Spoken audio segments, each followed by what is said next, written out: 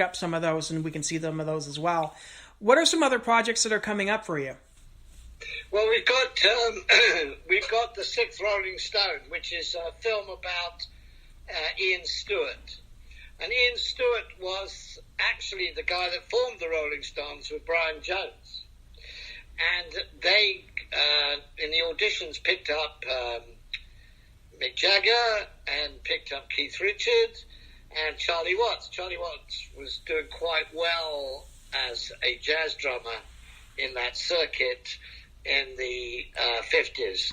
So when they became the Rolling Stones and they were getting a lot of attention, now in those days what we did do, which is a little bit different from America, they played in clubs and then went to theaters. That's the same as what happened in America, but it was more extended to theaters, whereas the larger concerts really came about after we did the festivals. We sort of created these.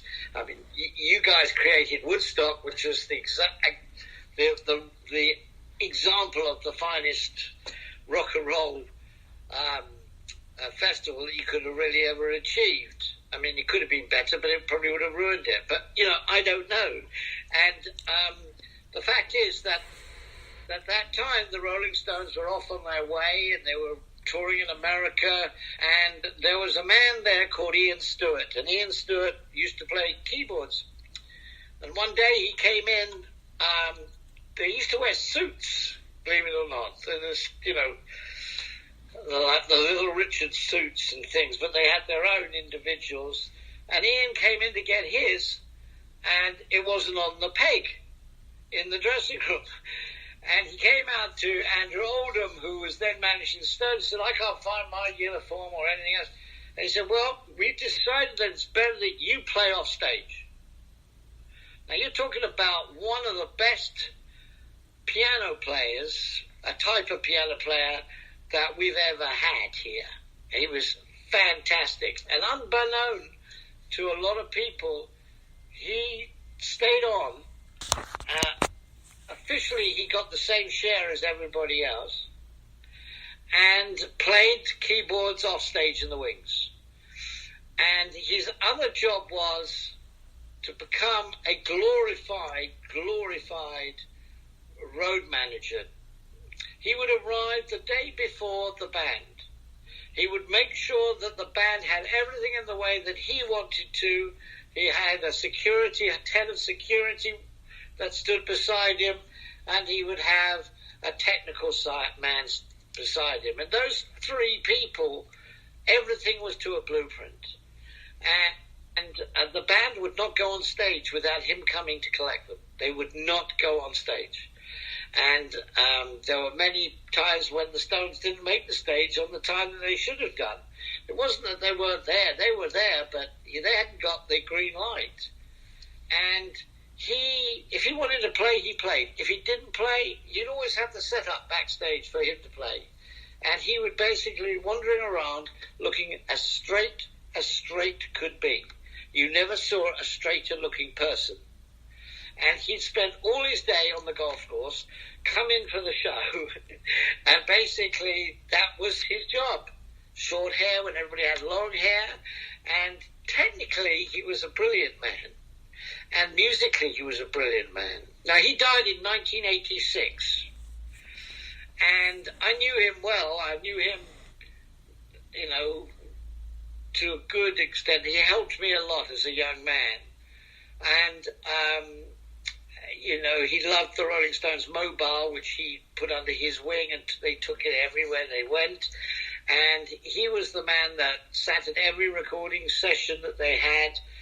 And he was the man, even when Keith Richards got locked up in Canada, which isn't that long ago, right? And he was the one that stayed with him and stayed back and made sure that he got out and on bail. And I forgot the arrangement they made. I think he played 2 shows and they gave all the money to charity.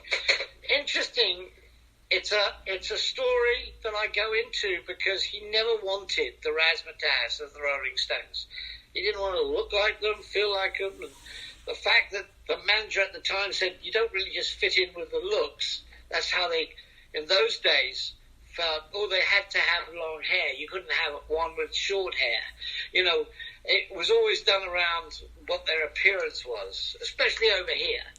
I mean, you lot were a bit different. But, and I'm telling this story, and it's going to be told by Keith Richards. So he's going to present the documentary and go all the way through, because I don't want to get too many talking heads on there of, well, who's this guy? You know, I mean, he's ancient, and what's he got to do with it? And sit there having to look at the guy tell and recite the stories. But there'll be a lot of backstage and a lot of stories which will be very funny and very happy. So it's a sort of documentary of the Rolling Stones' life from the straight man. And I think that's great, and that's what I'm doing.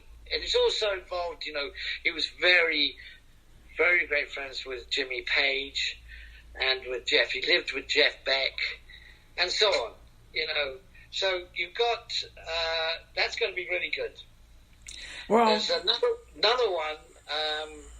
I mean, if you walked up to anybody in a supermarket today and said, did you know there was one Rolling Stones that actually more than you think? They'd probably say, nah.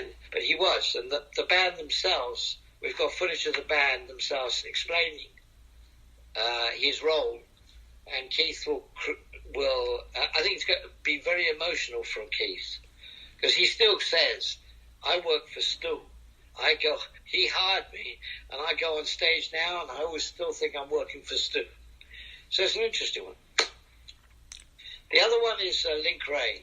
Link Ray is, I don't understand this, and I'm trying to tell the story, so to explain to people. Link Ray was never rated as the excellent musician that he was by the consumer, the public. Yes, people knew who Link Ray was, but certainly not commercially in the veins that we say, well, Mick Jagger is this, Keith Richards is that, you know, Jeff Beck is that, and so on, you know, of that age. And he basically was really known by the superstars, not by the public. And, I mean, when he died, Bruce Springsteen stopped in the middle of his set and said, this is for Link Ray, who I've just been informed has passed. And they went into literally play the famous lick on Rumble. And everybody just stood up with their lighters and everything else. And Bob Dylan did the same thing on the same night. And suddenly all these people, I mean, there was a documentary that came out called Louder Than Loud. And Jimmy Page said, if it hadn't been for this man, I would never have played guitar. And things like that, which are big statements coming from people like Jimmy and Pete Townsend and those people. So that's an interesting story. And it's not the normal documentary of he was born here, born there, you know, and did this and did that, and then he became married. And it's his way that he took on how to try and become a great writer and musician. And he was half Cherokee, and basically, I don't know whether you're aware of this, but just like the clans were just as bad with the Indian, the American, Native Americans, as with the black people. And so the stories that he's actually documented of hiding under his bed as a child, and, you know, not mentioning the fact that he was bred by two Native American breeds of people. He says he was very, very frightened of it. And he explained that held him back. And there was internal problems with his family, but at the end of the day, he moved to Scandinavia, and that's where he died. But the musicians that are coming forward for that to participate are quite extraordinary. Quite extraordinary. The first man in black, I call him. And the fact is that although Ray Davies and David Davis both claim they created that sound with knitting needles into the speaker, it was him, really. I think that they used a sharp tool or something to get that real overplayed guitar noise sound. It was a noise sound. People relate to it being just that noise. I mean, several of the interviews that I've done so far have sort of mentioned from some really big artists. He said, well, when I heard that sound and that riff, that was my turning point. So that's a story. Possibly, I'm trying to make documentaries of famous people that contributed to the industry, into the music industry, whether it be on the recording side or being on the performance side or whatever. I'm trying to give them the limelight and to investigate those things rather than everyone just push them to one side and say, yeah, they were great, he was great, yeah. I'm trying to give information to 21-year-olds as well as 65-year-olds. So that's what's going to be next. And there's a couple of other things that we're doing, but I don't want to say yet because the ink's not on the paper, but yet. But we're nearly there. Well, that's great that you're highlighting some of these, unknown gems, as it were, in rock and roll, where they did have high influence, but they probably didn't get the credit. So it's great to be able to see. Hopefully, we'll see those documentaries coming up with the next year or so as well. Where can people follow you on social media? On all the sites. Go on any of the sites, and you'll come through with our stuff. In fact, I don't know any one of those social media sites that isn't following us. In fact, we get great interest. So it's all out there. We've been put back about a year, and we still don't know really what we're doing. I mean, people can say, oh, well, don't worry, COVID hasn't really... We're still there. They're not.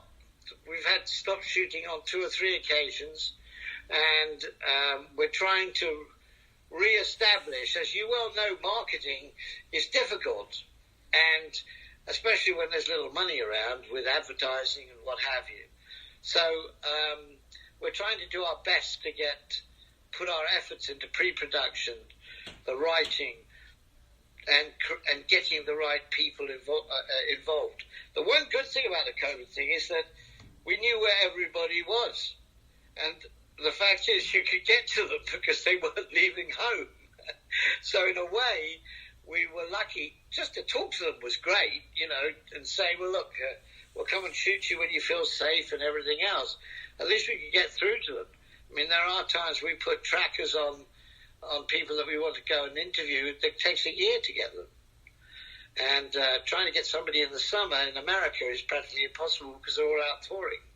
So, and a lot of those people don't like doing promotion or interviews on different things than themselves or their new releases or whatever it was. So you can find us all over the place.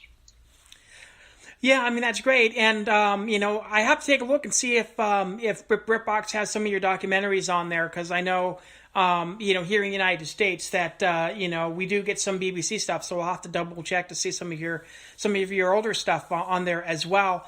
And, absolute privilege, John, to have spoken with you. We got to get you back on, next year when some of these other documentaries come out as well. I mean, there's so much that we could talk about in terms of your career in rock and roll and a documentary filmmaker. But